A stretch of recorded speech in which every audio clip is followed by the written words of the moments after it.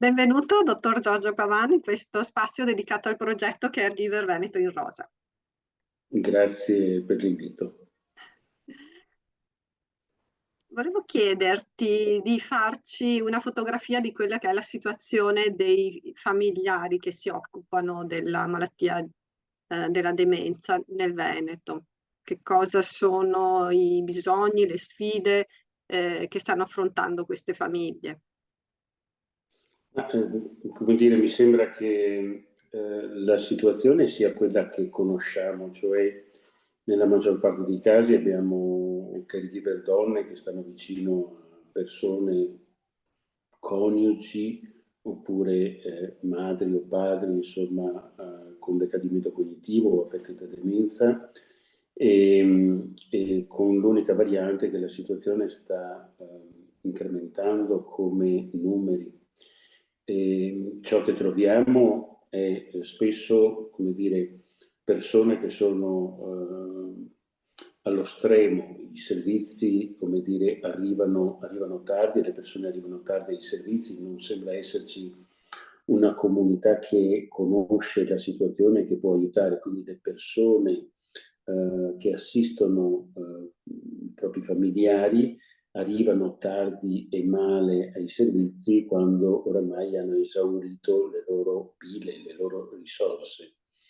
Devo dire che in buona parte i familiari sono stati sostituiti da assistenti privati, quelli che normalmente chiamiamo badanti, anche se questa è una linea che presta il fianco a notevoli difficoltà collegate al fatto che assistere una persona affetta da demenza è diventato anche per le assistenti private un esercizio molto impegnativo che esaurisce le risorse di relazione, di sopportazione, di aiuto.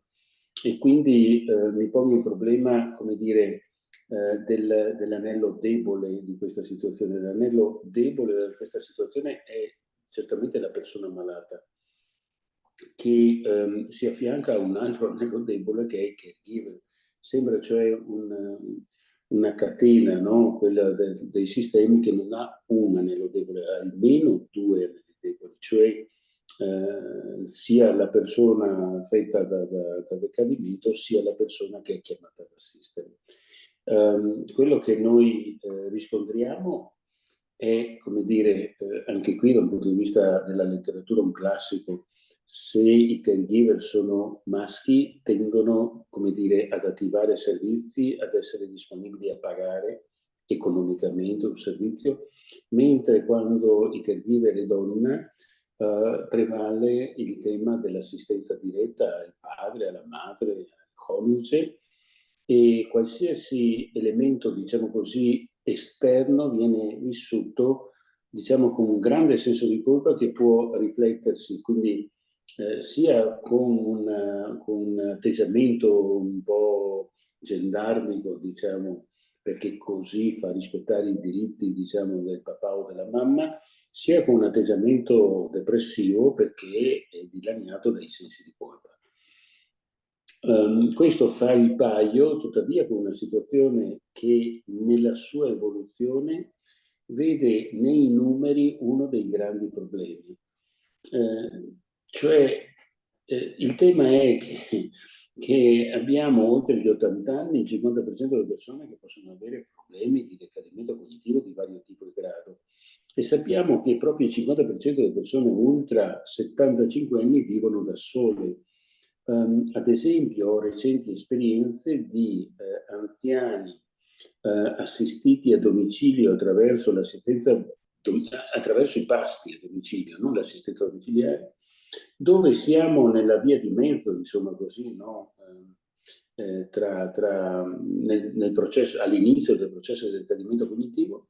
E ad esempio è interessante che una signora consapevole della propria condizione va a prendere giù dal condominio il pasto e non se lo fa portare su, perché in questo modo le persone che portano il pasto a domicilio non entrano dentro casa e vedono qual è la condizione, diciamo, di vita davvero disagevole, disastrosa, insomma, in disordine assoluto nel quale vivono queste persone. Quindi ciò che mi attendo io è che il combinato disposto dei due fattori principali che caratterizzeranno, diciamo, l'invecchiamento dei cosiddetti ammortali, duriamo a lungo, il combinato disposto tra il tema della solitudine e il tema del decadimento sarà, ecco, uno degli elementi principi da tener conto per cercare di aiutare questa nostra società e comunità che sta invecchiando.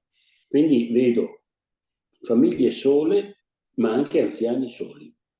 E in un deserto di relazioni che, diciamo così, fa incrementare proprio il disagio.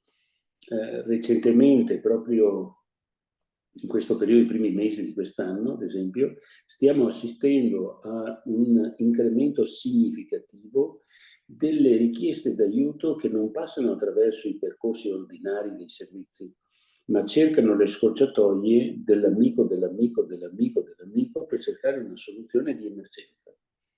E l'aumento di questo tipo di richiesta è un aumento esponenziale, cioè tutti cercano le vie brevi per avere un aiuto in modo significativamente superiore a quello che accadeva anche solo un anno fa, a parte che c'era il Covid, insomma. Però si assiste proprio naturalmente a un incremento significativo, a un disastroso incremento significativo.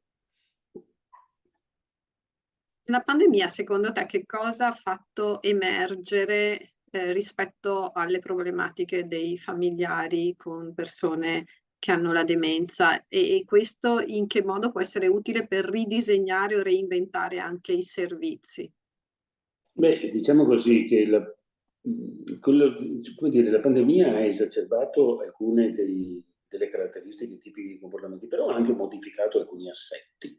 Ad esempio, il fatto di stare a casa ha consentito lo stabilire e non poter muoversi da casa, essere obbligati a convivere con queste situazioni, ha obbligato le persone a trovare strategie e modi per poter stare assieme anche senza l'aiuto di terze persone. Questo è interessante perché vuol dire che c'è un fenomeno evolutivo, se vogliamo anche di tipo darwiniano, no? Che vince chi si adatta, no? E l'adattamento è un processo che può avvenire a qualsiasi età e a fronte di qualsiasi evenienza. Ciò che è successo dentro il Covid, diciamo, è davvero come dire, particolare, no? Abbiamo vissuto all'interno di questo tunnel, ma dico a domicilio, ma anche nelle strutture, ad esempio per anziani, abbiamo vissuto all'interno di questo tunnel, ad esempio ora si sta vivendo la necessità che i familiari hanno di riappropriarsi. Oggi affrontavamo un tema, ad esempio, legato ai vestiti delle persone anziane che risiedono da noi, e diciamo, i familiari adesso protestano, no? Protestano perché per 2 anni e mezzo non hanno frequentato la struttura e adesso come dire, cominciano da nuovo a interessarsi, quindi se non trovano la maglietta del proprio carro si arrabbiano e hanno ragione. Quindi da questo punto di vista, più che cosa è accaduto durante, è interessante capire come ne stiamo uscendo per certi aspetti.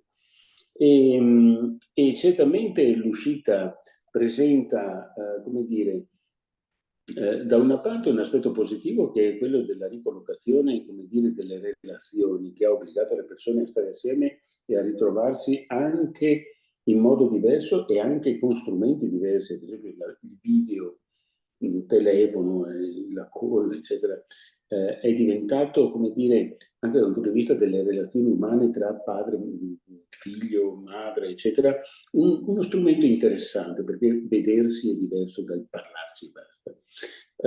Dall'altra parte, diciamo così, si esce anche un po' esauriti ed esasperati. E questo lo si coglie, come dire, non solo nell'assistenza alle persone anziane, c'è una stanchezza, diciamo così, uno svuotamento a cui noi assistiamo nel post-Covid, che sta mettendo in discussione le basi di funzionamento della nostra società, ma non è tutto negativo. Nel senso che mettere in discussione alcuni presupposti che si davano come pietre miliari, come paradigma fondamentale, può anche essere interessante per costruire nuovi scenari e nuovi mondi.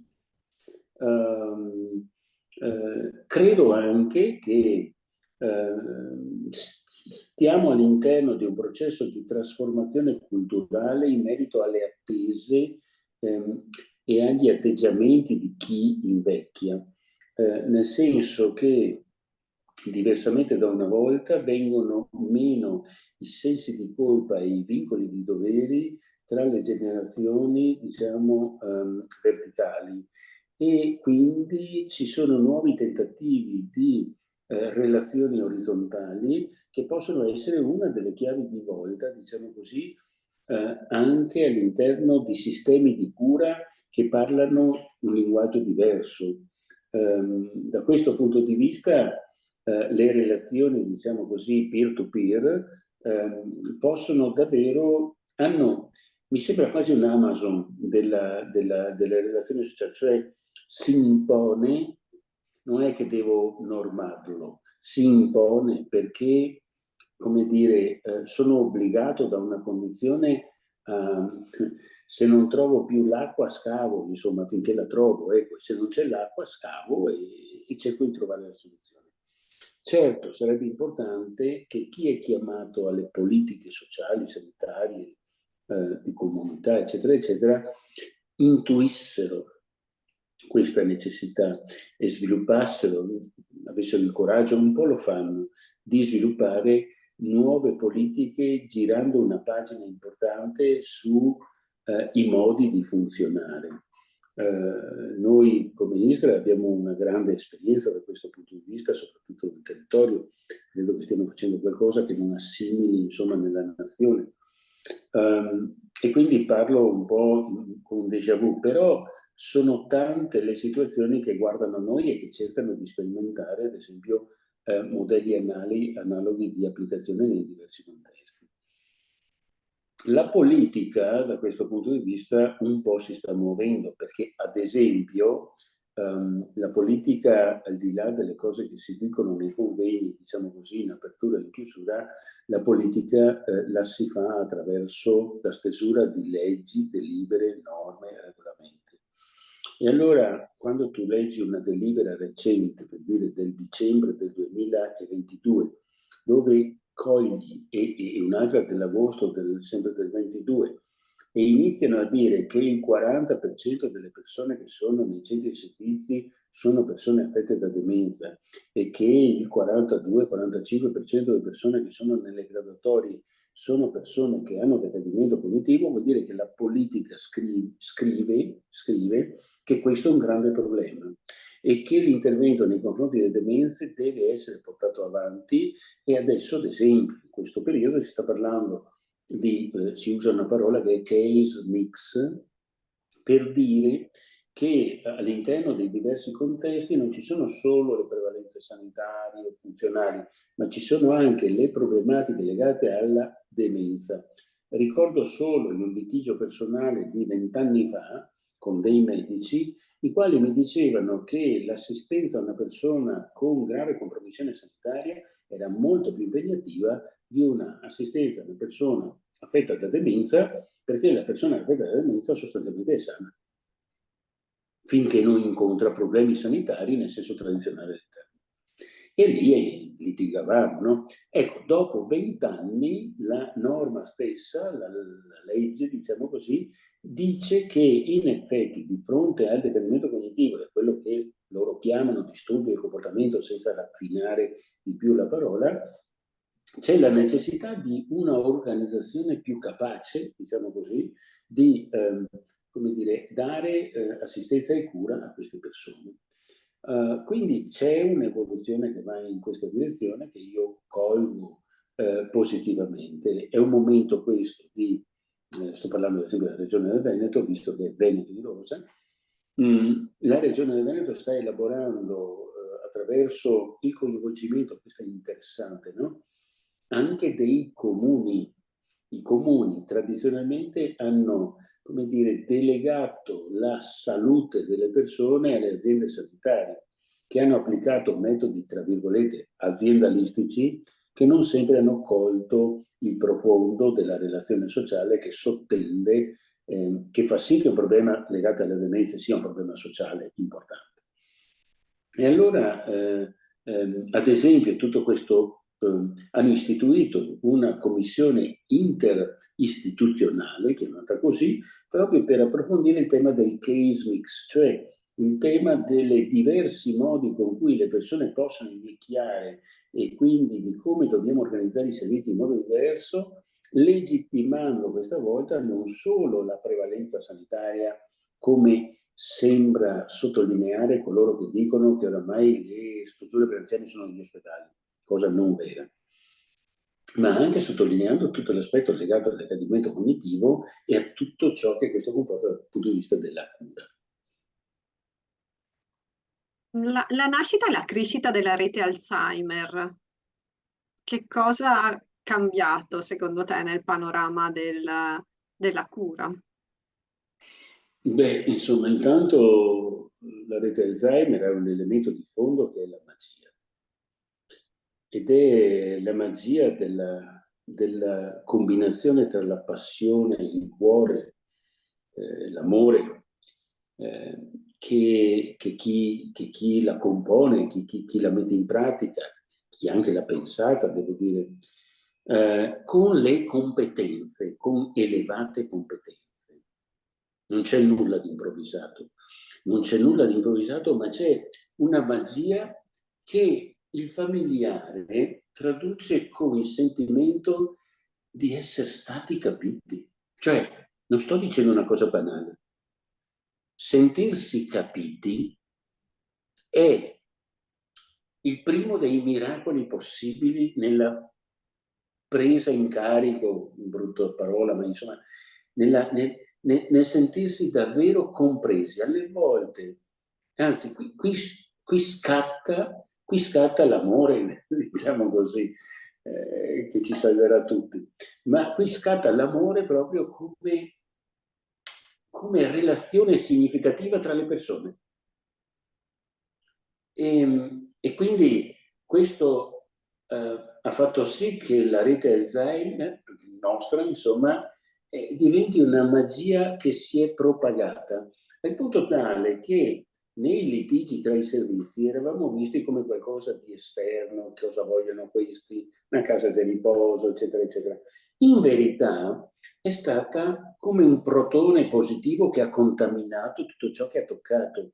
Medici, distretti che ci contattano, insomma, stabiliscono un link, diciamo, d'affetto che ci fa superare anche tutti i problemini, no, di carattere organizzativo che abbiamo, al punto tale che assumiamo una fiducia, altra parola, diciamo così, pesante nei nostri servizi, una fiducia con la quale la famiglia e i servizi e la rete dei servizi ci affida, perché noi non siamo una propaggine autonoma, noi siamo, come dire, un venticello dinamico che si cura delle demenze delle persone e delle famiglie, che assume un paradigma diverso, semplice ma vero, profondamente diverso, e che in qualche maniera, diciamo così, lega in una serie di relazioni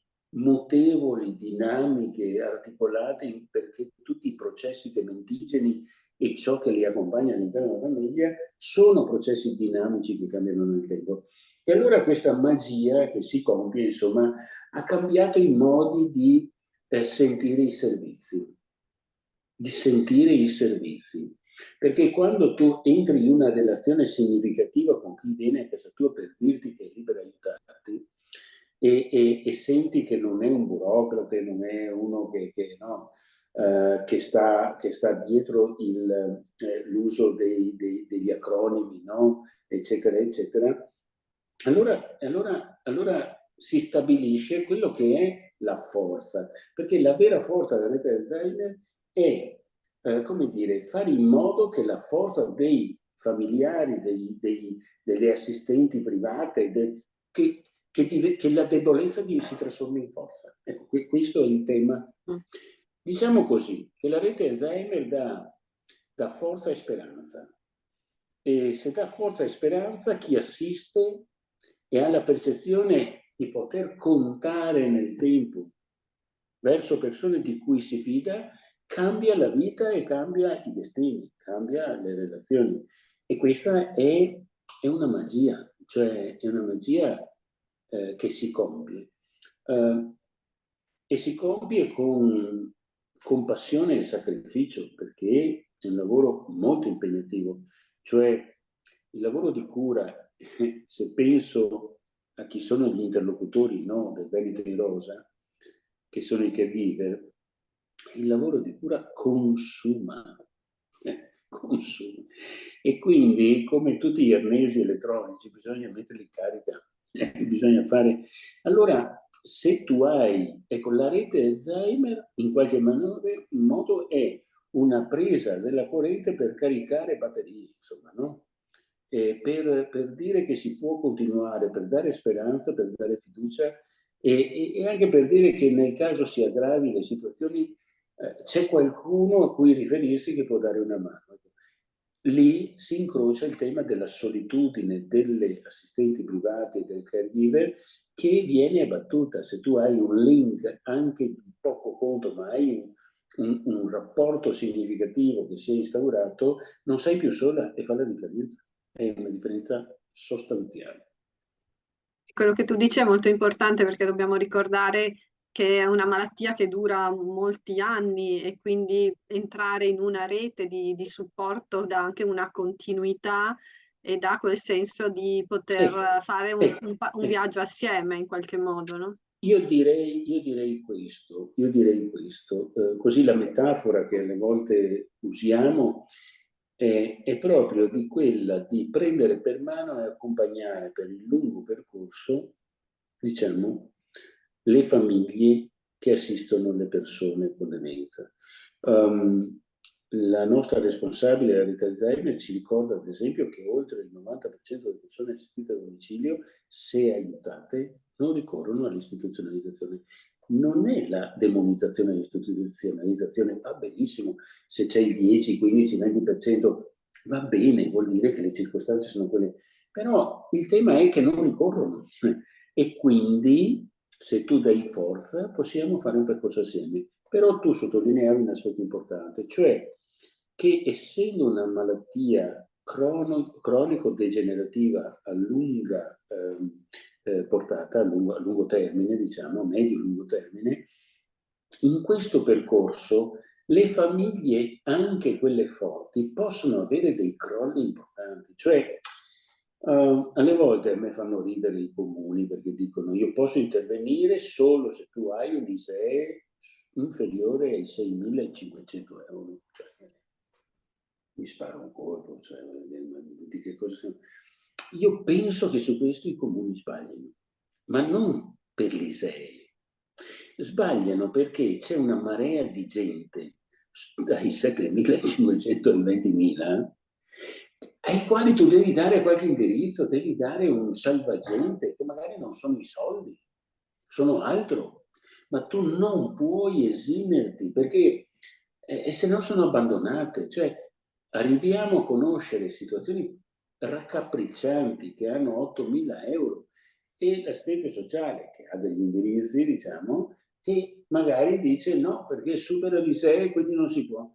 Ma non si può dare un contributo, mi va anche bene, non si può dare, ma non puoi non assumertene la responsabilità. Ecco, questo è un altro tema importante. Io credo che i servizi debbano assumersi, devono sentire la propria missione e assumersi responsabilità nella propria missione. Io non posso venire a conoscenza di una situazione come quella che ho descritto prima, della signora che va giù per ricevere, no? Casualmente è stata intercettata da un'altra parte, abbiamo fatto il giro della situazione e abbiamo presentato una relazione scritta al servizio sociale del comune perché non possiamo permettere che una persona viva così. È disumano, è contrario ai nostri principi. e quindi aiuteremo quel contesto, non è che dica il comune prendi qua a fare tu. Siamo parte di un sistema che deve farsi carico di questa parte di umanità, insomma, e che deve portare a casa i risultati. Però nella flessibilità delle cose, noi sappiamo che tu puoi avere la necessità, ad esempio, di partecipare esclusivamente ai caffè Alzheimer e ti basta questo per tutta la vita e va bene, ma qualcun altro magari non gli basta. E allora ha bisogno di ricorrere a un centro diurno 3 volte alla settimana perché ha altri bisogni, altre dinamiche, altre relazioni familiari, oppure c'è un tracollo economico, oppure muore una persona della famiglia in 10 anni, cosa che può capitare con molta probabilità. Cioè, voglio dire, il dinamismo con cui si evolve la storia e il destino delle famiglie e delle persone è tale per cui noi dovremmo essere così dinamici, flessibili, pronti, no? a seguire le evoluzioni. Ecco, questo accompagnare tenendo per mano, la mano può stringersi o allentarsi di più o di meno a seconda della necessità della famiglia. E questo vuol dire, parlando in termini più aulici, voglio dire appropriatezza della cura, non è forse questo, perché questo è un termine che si usa negli ospedali, no? Ma declinato ad esempio sulle demenze, non è proprio questo l'appropriatezza della cura? Non è proprio questa l'efficacia dell'intervento, non è proprio questa l'efficienza perché non ti sostituisci, ad esempio, alla persona, ma dai gli strumenti perché possa arrangiarsi per il tempo più lungo possibile. Ecco, direi che tutti questi temi possono rientrare in un canovaccio della qualità possibile, insomma, all'interno del nostro lavoro, della nostra organizzazione. Ecco, in questo, visto che noi parliamo di caregiver, in questo il caregiver è colui che fa la differenza. Per dire, è semplicemente colui che fa la differenza. Cioè, come dire, se io come servizi ti do questa cosa qui, dopo, se io ti do una mano, la qualità del tuo sentirti caregiver, non caregiver come sfortuna, ma caregiver come funzione, ecco, il tuo essere caregiver fa la differenza. Cioè, traduce le cose in risultati buoni o risultati cattivi. Perché qui ognuno è chiamato a dare a fare la propria parte. Perché spesso si parla di caregiver come in gergo si direbbe sfigati, cioè quelli a cui tocca il peso e di soccombere, cosa spesso vera, quindi caregiver è una persona caricata. Ecco, noi abbiamo il dovere di sollevare, di accompagnare il caregiver ha il compito di cogliere questa opportunità, diciamo così, nella misura in cui ovviamente è capace, e di costruire questo progetto di vita che non è un progetto di vita solo della persona malata, ma è un progetto di vita delle persone che partecipano al processo, ivi compresi noi. E grazie per questa tua visione più larga di quello che è essere caregiver, che forse l'avevi già anche pensata tanti anni fa quando hai scritto quel libro della famiglia dell'anziano da vincolo a risorsa, quindi non vedere solo gli aspetti negativi, ma anche vedere le potenzialità che ci sono all'interno delle famiglie, quindi dei caregiver. La radice dell'Alzheimer è lì, io non ho mai pensato, cioè troppo spesso, cioè io non lo so come si possa pensare al limite, cioè, è impensabile, insomma, cioè la famiglia è risorsa nella misura in cui tu la sai anche aiutare e valorizzare, ma è il risultato sul campo, cioè voglio dire, quando tu più del 90% della rete Alzheimer dice no, se mi dai una mano sto a casa, è porco cane. Cioè, a me sembra che sia un grandissimo risultato, perché tra l'altro, ecco, una cosa che volevo ricordare, non è che, come dire, noi troviamo la stragrande maggioranza delle persone che vogliono assistere i loro anziani. Sembra impossibile, ma è così. La realtà dei fatti, se tu fai un questionario, se tu lo fai a chi ha sopportato un quintale sopra le spalle d'accordo? E se l'è portato su per 10 piani e gli dice ti pesa questo quintale, lo butto giù dalla finestra, perché non ce la fa più, non ce la fa più.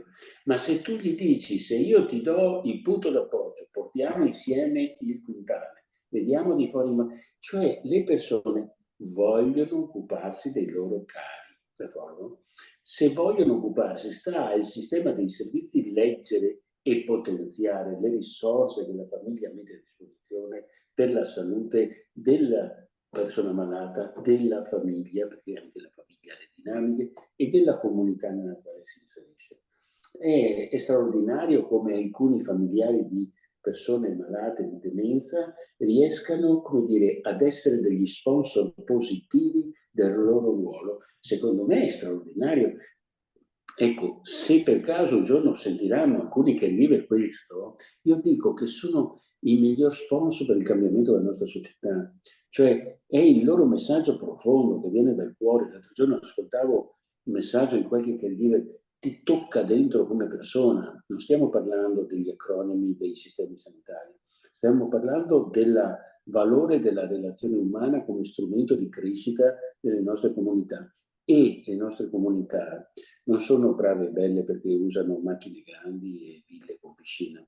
Le nostre comunità sono vere comunità quando riescono a far fronte ai problemi che normalmente si incontrano nella vita e a far fronte con la solidarietà. E quando uno di fronte a un problema grave legato a una demenza riesce a mostrare un sorriso, diciamo così, ma se vuoi anche la rabbia, ma soprattutto il sorriso e la possibilità di un futuro, diciamo, possibile, beh, il messaggio diventa un messaggio profondo, importante, che si può. Hai un progetto che ti sta particolarmente a cuore, un sogno nel cassetto legato a questo tema della malattia della demenza, della cura, dei caregiver? Sì, sì, ci sono, come dire, beh, insomma, io penso che noi nei prossimi 10 anni dovremmo cercare di declinare il termine comunità in tanti modi diversi, in tanti modi diversi. Come dire, ehm, ehm, beh, insomma, una delle idee importanti, ad esempio, è la disintermediazione tra chi ha bisogno e chi offre i servizi, tanto per dirne una. Non è possibile pensare, pensando alle cose pratiche, no? Non è possibile pensare che una famiglia, per avere il medico, i pannoloni, la visita geriatrica, la visita, cioè deve diventare matta, girare 7 chiese dappertutto. Cioè è fuori da ogni grazia di Dio, è fuori da ogni grazia di Dio. Allora, a me piace pensare ad Amazon oppure che ne so, come si chiama quello che si va in giro per gli alberghi,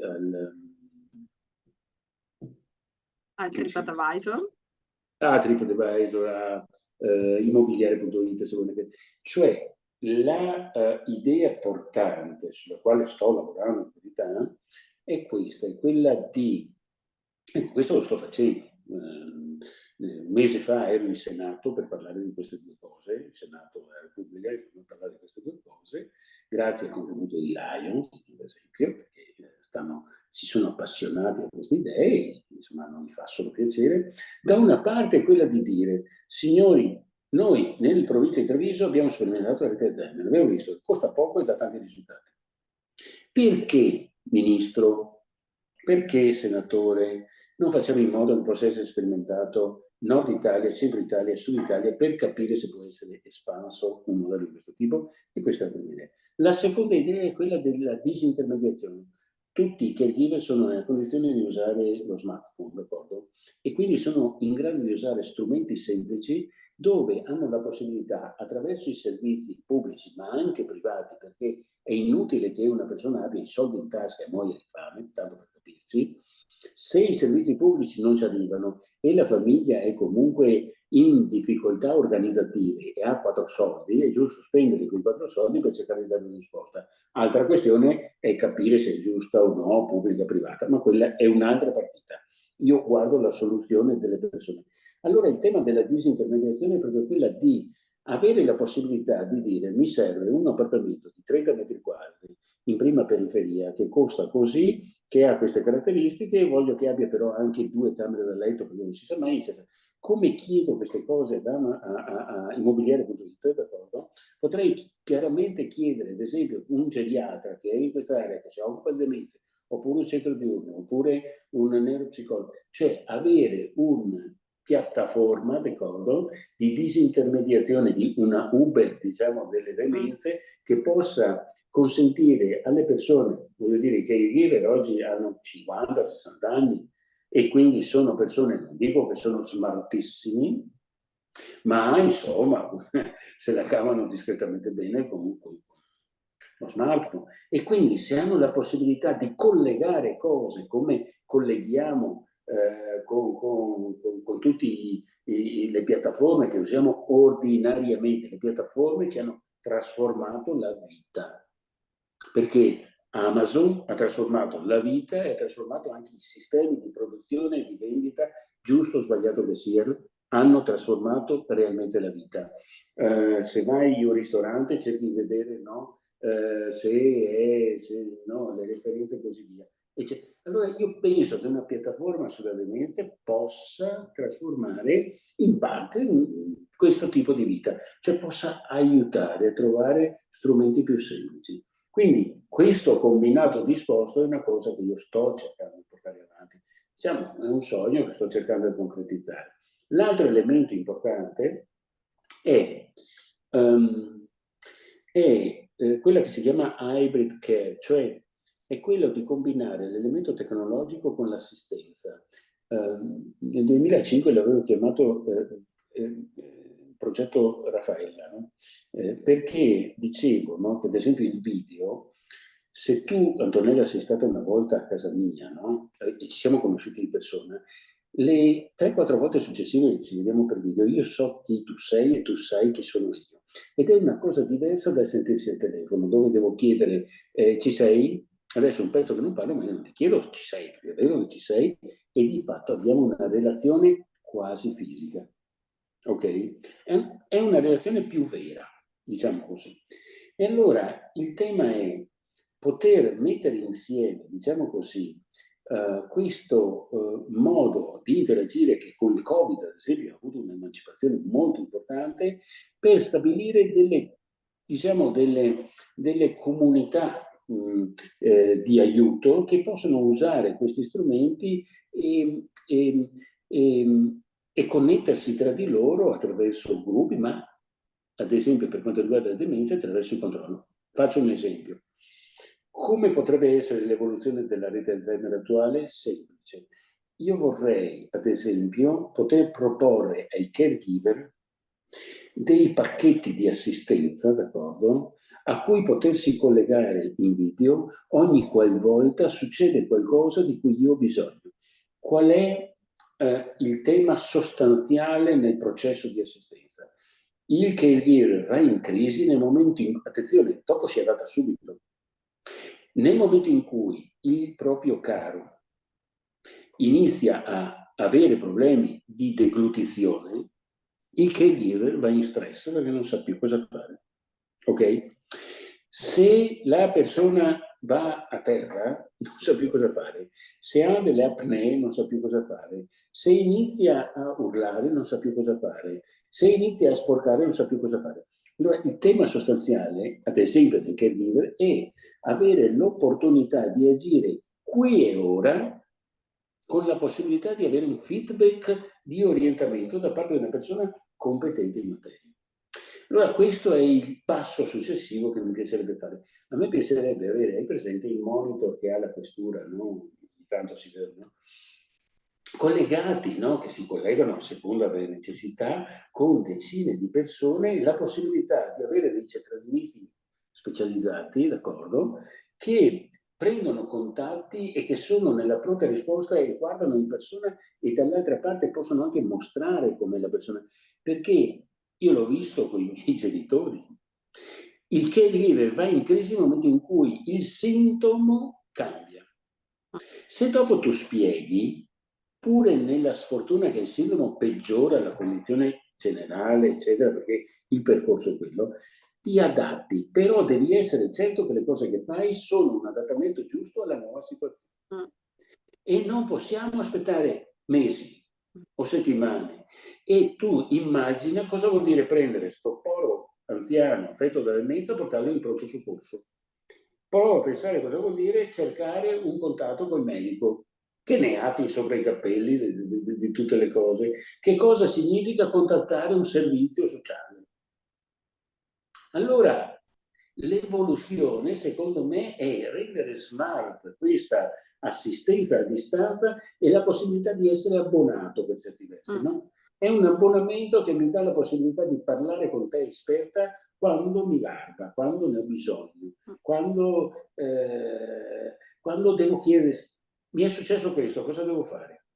Ecco, la magia di trovare una risposta, diciamo, nell'arco di poco tempo risolve tantissimi problemi, secondo me, e calma le ansie e fa vivere meglio le persone.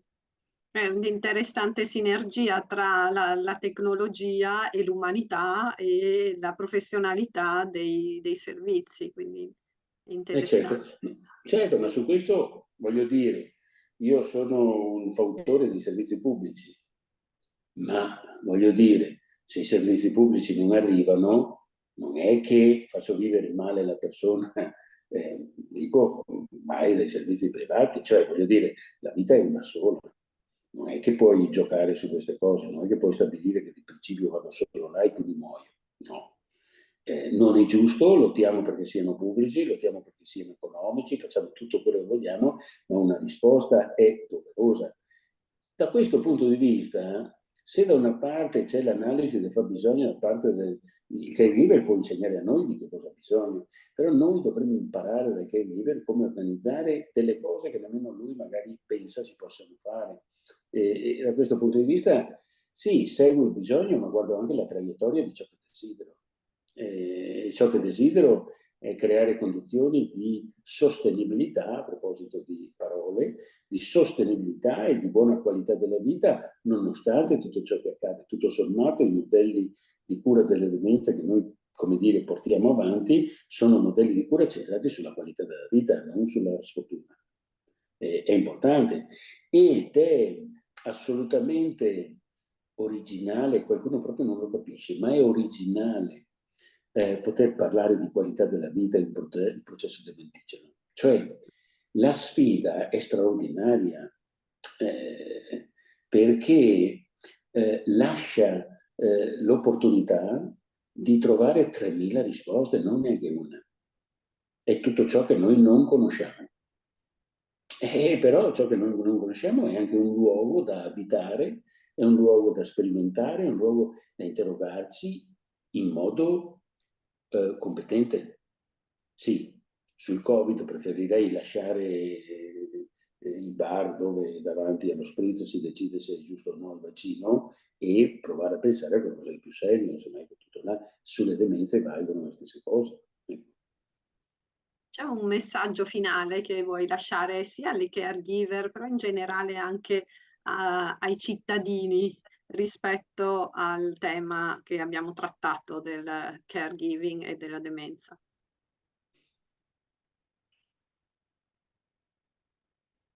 Beh, direi da una parte di non denigrare tutto ciò che sta nell'evoluzione della nostra società, prima fra tutto le tecnologie, e di fare lo sforzo di usare tutto ciò che è nelle nostre possibilità come dire, per aiutare il prossimo, mi viene da dire. Cioè, lo si può fare perché lo si fa di professione, ma lo si può fare anche con altre professioni. Cioè, io direi di interessarsi del nostro vicino. Ecco. Non possiamo essere solidali con gli extra, cioè siamo solidali con gli extracomunitari, ma anche con i comunitari. Cioè, guardiamoci vicino e diamo una mano a chi sta vicino a noi, possibilmente, perché è il modo migliore per creare comunità. E dopo lasciamo a ognuno la libertà di poter percorrere le proprie strade, insomma. Direi che abbiamo bisogno di abbandonare qualche io e di ritrovare qualche noi. Ecco, sarebbe importante questo. E sarebbe importante anche trovare la forma per coniugare la tecnologia che enfatizza elementi di solitudine, esaspera elementi di solitudine, sto pensando ai giovani in modo particolare, e coniugare gli elementi della tecnologia con gli elementi della relazione, insomma. Questo è in definitiva. Il nostro impegno è profondo ed è continuo, insomma, e ecco, dà senso alle cose che facciamo, cioè se non, come dire, se non avesse senso, se non ci si divertisse a fare quello che si fa, insomma, converrebbe cambiare lavoro. Bene, grazie per questa intervista, Giorgio. A presto, fai buon lavoro. Grazie a te. Grazie mille e arrivederci a tutti. Ciao.